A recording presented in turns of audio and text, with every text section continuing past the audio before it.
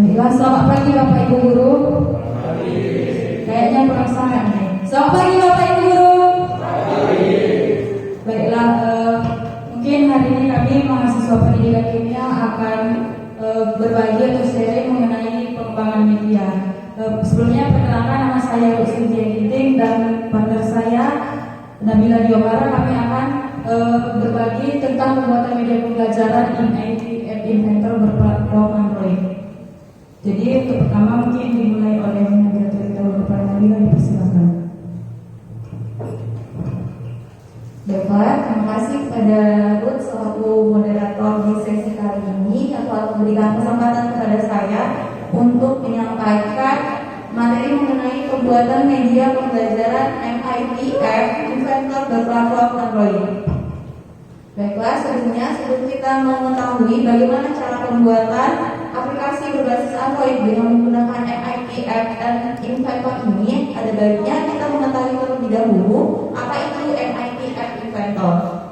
Nah, MIT App Inventor ini merupakan suatu sistem berbasis web yang disediakan oleh Google yang berfungsi untuk menghasilkan aplikasi berbasis Android. Pembuatan aplikasi berbasis Android dengan menggunakan MIT Inventor ini tidak menggunakan bahasa pemrograman atau coding. Jadi, dalam pembuatan aplikasi berbasis Android, kita cukup menggunakan cara drag and drop suatu objek visual sehingga menghasilkan program yang sesuai dengan apa yang kita inginkan. Nah, dengan menggunakan MIT Inventor ini, kita akan menghasilkan suatu aplikasi berbasis Android sesuai dengan apa yang kita inginkan, sesuai dengan desain apa yang kita inginkan, sehingga dengan menggunakan MIT Inventor ini dimudahkan juga karena tersedia layout dan komponen-komponen. Untuk logo MIT App Inventor ini dapat dilihat pada slide. Kemudian karena MIT App Inventor ini merupakan sistem yang berbasis web yang disediakan oleh Google, jadi dalam proses pembuatan aplikasi berbasis Android kita tidak perlu menginstal MIT App Inventor ini. Kita cukup melakukan searching di Google, kita searching MIT App Inventor, kemudian kita klik, kemudian masuk ke dalam tempat loginnya, di mana tempat loginnya itu berupa akun Google. Jadi kita harus memiliki akun Google tersebut terlebih dahulu sebelum membuat aplikasi berbasis Android ini. Nah, setelah kita memasukkan akun Google kita tersebut, maka akan muncul tampilan MIT App Inventor seperti slide yang ada di depan. Nah, tampilan MIT App Inventor ini terdiri dari dua halaman utama. Yang pertama adalah halaman designer. Nah, jadi halaman designer ini menunjukkan tempat kita mengatur tools atau komponen-komponen yang akan kita masukkan ke dalam aplikasi berbasis Android tersebut. Nah, di dalam halaman designer ini terdiri dari 5 jendela. Yang sebelah kiri itu, yang paling kiri itu ada pelet, kemudian sebelahnya ada viewer, kemudian sebelahnya ada komponen, sebelahnya lagi ada properties, dan di bagian bawah itu ada media. Nah, pada bagian pelet itu tersedia beberapa komponen atau tools yang akan kita masukkan ke dalam aplikasi berbasis Android yang akan kita buat. Nah, di dalam pelet tersebut kita bisa menambahkan teks, menambahkan media seperti menambahkan gambar, menambahkan animasi, ataupun menambahkan video. Kemudian di dalam jendela yang viewer yang di tengah, yang di sana yang ada layar aplikasi berbasis Androidnya, kita dapat melihat tools yang telah kita pilih di bagian pelet tadi di dalam layar Android tersebut. Jadi sudah nampak kita sudah menambahkan teks media pembelajaran kimia, sudah nampak di dalam sana. Jadi di dalam viewer tersebut kita dapat melihat tools atau komponen-komponen yang kita tambahkan dalam bahan ajar berbasis Android tersebut. Kemudian di bagian yang ke jendela ketiga ada komponen. Nah, di dalam komponen tadi kita kan sudah memilih di dalam bagian pelet tadi misalnya menambahkan teks, menambahkan media seperti animasi, gambar ataupun video. Nah, data-data komponen yang telah kita tambahkan tadi akan muncul di bagian komponen. Nah, dalam bagian komponen tersebut juga kita bisa, misalnya kita tidak jadi menggunakan teks tersebut, jadi kita bisa menghapus bagian yang kita tidak inginkan tadi di bagian jendela komponen. Kemudian di sebelahnya ada bagian properties. Nah, di bagian properties misalnya saat ini kita sudah memilih teks. Jadi di dalam properties kita bisa mengatur teks sesuai dengan apa yang kita inginkan. Seperti kita bisa mengatur jenis tulisan, ukuran tulisan, warna tulisan, backgroundnya, latarnya, seperti itu. Kemudian di bagian yang terakhir, jendela terakhir adalah media. Nah, di bagian jendelanya media tadi kan kita sudah menambahkan misalnya tools di dalam panel tadi adalah media berupa animasi atau gambar atau video. Nah, itu masih berupa kotak seperti ini yang di tengah, yang di bawah tulisan. Nah, untuk menambahkan gambar sesuai dengan apa yang kita inginkan, itu kita bisa menambahkannya di bagian media. Selanjutnya ada halaman yang kedua yaitu halaman blog. Nah, halaman blog ini adalah halaman yang berfungsi untuk menjalankan tools-tools yang telah kita pilih tadi sehingga aplikasi tersebut bisa berjalan dengan sesuai dengan apa yang kita inginkan. Nah, di dalam halaman blog tersebut terdapat blog-blog itu. Ini yang dinamakan yang tadi dia bilang enggak menggunakan bahasa pemrograman atau coding, akan tetapi menggunakan blog-blog.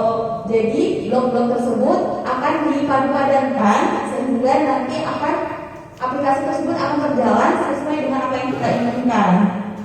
Nah, di dalam halaman blog ini terdiri dari berbagai macam blok lagi, komponen-komponen blokadenya. Nah, yang pertama adalah blokade kontrol. Nah, di dalam bagian blokade kontrol ini terdapat lagi 4 blokade. Nah, di dalam 4 blokade ini biasanya blokade kontrol berada yang paling sebelah kiri atau yang paling awal, karena dia berfungsi untuk mengatur yang paling awal mengatur jalannya aplikasi. Misalnya yang pertama itu ada if then. Jadi kan di sebelah kata if itu ada yang kosong. Nah, yang kosong itu nanti kita akan padankan dengan blokade lain sehingga misalnya if screen pertama kita sambungkan screen pertama, kemudian then di bawahnya akan muncul ke screen 2. Jadi setelah kita mengklik screen pertama akan muncul screen kedua seperti itu. Selanjutnya ada komponen logic. Nah, komponen logic ini yang berhubungan dengan true atau false atau benar atau salah. Jadi kalau yang tadi yang kosongnya di sebelah kiri, yang ini kan sebelah kanan yang kosongnya. Jadi nanti seperti puzzle, kita mengatur jalannya aplikasi dari slide pertama ke slide kedua ke slide selanjutnya itu dengan memadupadankan blokade tersebut. Jadi ada true dan false, ada benar dan salah, kemudian ada not. Jadi jika dipasangkan dengan true akan menjadi salah, dan not digabungkan dengan false akan menjadi true atau benar, dan selanjutnya. Kemudian yang ketiga map. Kemudian ada map, kemudian ada list, kemudian ada variables, kemudian ada colors, kemudian ada prosedur. Nah, dalam pembuatan aplikasi berbasis map ini belum ada blokade yang tersedia tersebut sebenarnya tidak digunakan seluruhnya, akan tetapi digunakan sesuai kebutuhan kita. Jadi jika kita ingin menggunakan ingin pindah ke halaman dari halaman pertama ke halaman kedua atau bagian pertama ke halaman kedua, itu disesuaikan dengan blokade-blokade yang tersedia. Nah, untuk mengetahui bagaimana tata cara pembuatan aplikasi berbasis Android dengan menggunakan MIT App Inventor ini dapat dijelaskan oleh rekan saya Ruth Cynthia Ginting. Saya kembalikan kepada Bila sebelum kita membahas lebih jauh mengenai bagaimana cara membuat medianya, mungkin kita perlu juga mengetahui apa saja sih kelebihan dan kelemahan dari media ini. Nah, kelebihannya tadi seperti yang sudah dikatakan Nabila, kebanyakan media pembelajaran pada sekarang ini kan sering menggunakan coding atau bahasa-bahasa pemrograman. Nah, itu mungkin agak sedikit sulit dan tidak semuanya bisa memahami. Tapi dalam MIT Inventor ini dia tidak memerlukan kita mengetik satu-satu pembahasan programnya, karena dia berbasis drag and drop atau menarik dan meletakkan. Jadi setiap logika atau blok-blok yang sudah dijelaskan oleh Nabila tadi itu tinggal kita drag aja, kita tarik-tarik aja ke halaman bloknya. Selanjutnya tersedia 3 pilihan penguji program secara langsung. Nah, nanti ketik untuk hasil dari medianya ini nanti akan berbentuk aplikasi yang bisa kita download di Android gitu. Jadi MIT App Inventor ini hanya bisa di-download dalam Android. Kalau misalnya di iPhone itu belum bisa di-download atau digunakan. Jadi ini hanya ada di Android. Jadi nanti untuk memindahkannya ke HP kita bisa menggunakan kabel data USB atau emulator. Emulatornya nanti harus kita download dulu di HP, namanya MIT AE2 Inventor ataupun jaringan wireless atau WiFi. Jadi nanti medianya kalau kita buat dalam bentuk aplikasi bisa kita share melalui WA, melalui Telegram gitu.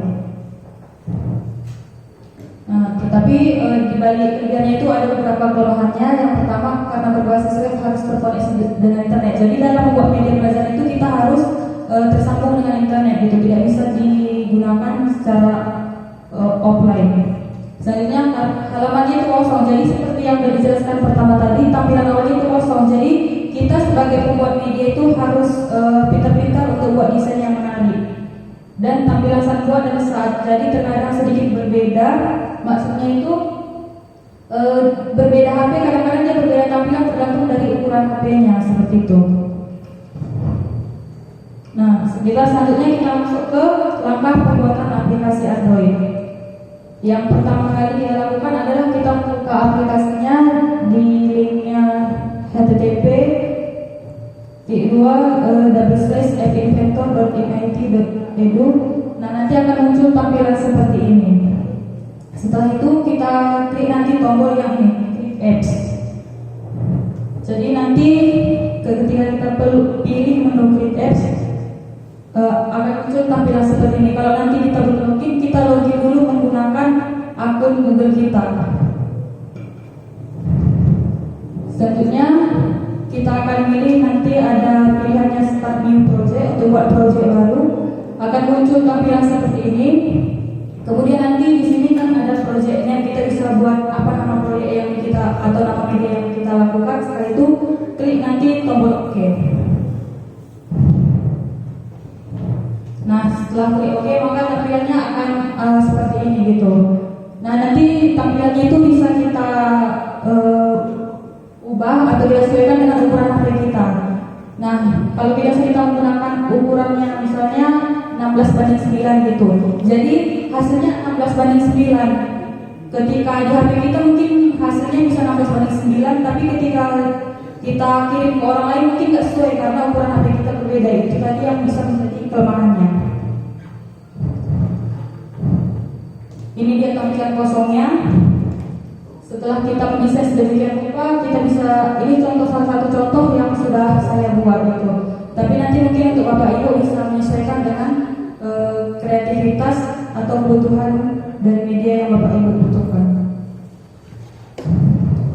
Ini contoh desain selanjutnya. Nah, setelah selesai desain, di halaman desainnya itu kita beralih ke bagian blok pada kiri atas layar untuk berikan inputan tindakan pada aplikasi seperti tampilannya. Jadi tadi ada desainer. Nah, desainer itu tampilannya bagaimana tampilan di HP seperti yang saya tunjukkan sebelumnya. Blok ini untuk membuat logika-logikanya seperti yang sudah dijelaskan Nabila tadi. Nah, mungkin ini yang agak sedikit ribet karena menggunakan bahasa Inggris dan kita harus memahami kalau misalnya kita pencet satu dia akan keluar seperti apa. Nah, kalau saya sendiri juga masih menonton dari video tutorial di YouTube sudah banyak sekali dan cukup jelas gitu Bapak Ibu. Jadi nanti kalau masih ada yang bingung-bingung, kita boleh menonton di video YouTube, nanti bisa kami kirimkan linknya. Nah, setelah kita sudah mendesain sedemikian rupa, nanti akan kita klik tombol build dan di situ ada pilihannya kita membuatnya dalam bentuk aplikasi. Nanti di bagian atas itu ada tulisannya .apk.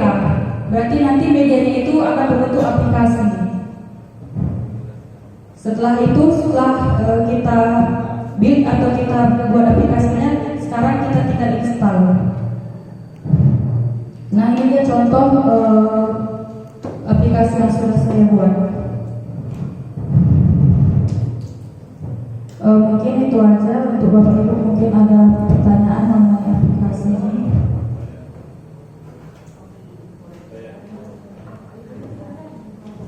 Atau masih agak sedikit membingungkan?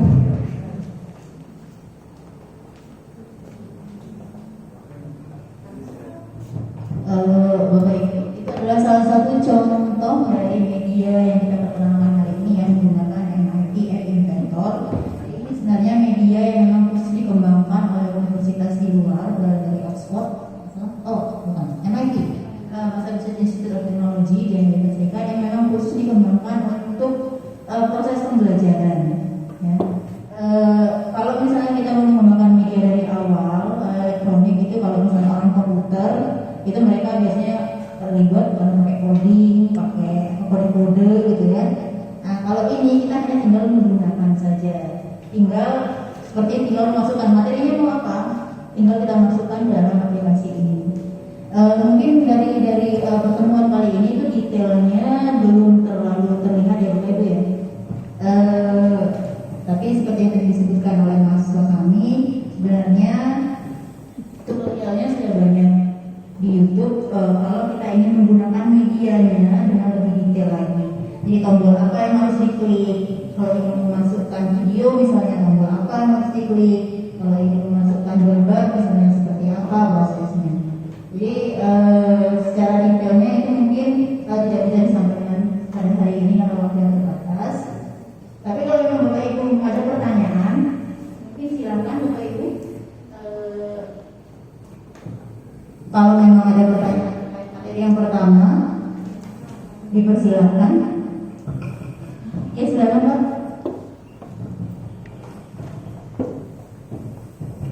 Ya, Assalamualaikum warahmatullahi wabarakatuh. Waalaikumsalam. Nama saya Tony Saputra dari SMK 18 Al-Yasir. Tadi kan di situ ada link, ya kan? Nah, untuk ini kan untuk Android itu. Nah, bagaimana kalau misalnya kita membuatnya di Google Laptop? Artinya kita membuatnya di laptop itu. Apakah bisa kita downloadnya di laptop tapi kita pindahkan ke Android? Terima kasih. Terima kasih atas pertanyaan. Mungkin langsung saja Bapak Ibu ya dijawab. Mbak Emang misalnya udah kita buat di laptop itu. Ya, kita kan buat laptop. Oh iya, Laptop. bisa Pak. Jadi nanti kan kalau kita dibuat di laptop nanti ada dalam bentuk aplikasi. Nanti bisa kita kirim melalui WA ke HP gitu. Jadi bisa diinstal di HP dari WA, dari Telegram, atau misalnya pakai kabel data juga bisa Pak. Jadi nggak perlu pakai HP gitu buatnya. Enggak Pak, pakai laptop juga bisa, malah lebih mudah pakai laptop karena lebih tampilannya lebih luas dan lebih gampang kita untuk desainnya seperti itu. Ya, jadi aplikasi ini bisa di-download di laptop. Jadi kita ketika ingin mengembangkan media kita bisa menggunakan perangkat laptop karena mungkin bekerjanya lebih mudah ya Bapak Ibu ya daripada kita bikin media itu di HP. Nanti setelah kita selesai merancang dengan materi yang ingin kita sampaikan, itu nanti bisa dibuat menjadi semacam aplikasi, ekstensinya APK. Itu nanti bisa diberikan ke siswa. Di siswa itu dibuka di HP bisa, nanti diinstal di HP mereka. Itu sudah berbentuk media pembelajaran seperti itu ya, Bapak Ibu. Masih ada pertanyaan lagi Pak Ibu? Silakan.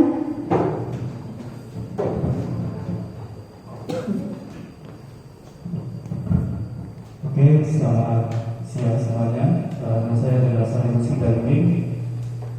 Saya ingin bertanya, bagaimana nanti keamanan dari program yang kita buat itu kepada HP siswa? Biasanya kan terjangkit atau virus.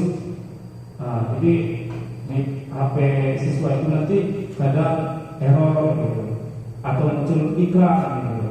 Mengatasinya bagaimana? Oke, bisa dijawab boleh? Atau Nabila? Ya karena kalau aplikasinya APK ya mungkin banyak orang yang curiga ya begitu ya. Ini nggak jelas ekstensinya apa. Nanti kalau saya install di HP saya atau di laptop saya nanti isinya virus gitu ya. Silakan. Kalau untuk aplikasinya ini diinstal di HP aman karena sudah dijaga dari MIT-nya. Tetapi untuk install di HP itu dia minimal tipe Android tipe 6 gitu. Jadi kalau misalnya tipe Android mungkin agak lama sudah tidak kompatibel lagi gitu. Jadi tidak bisa mendownload aplikasi.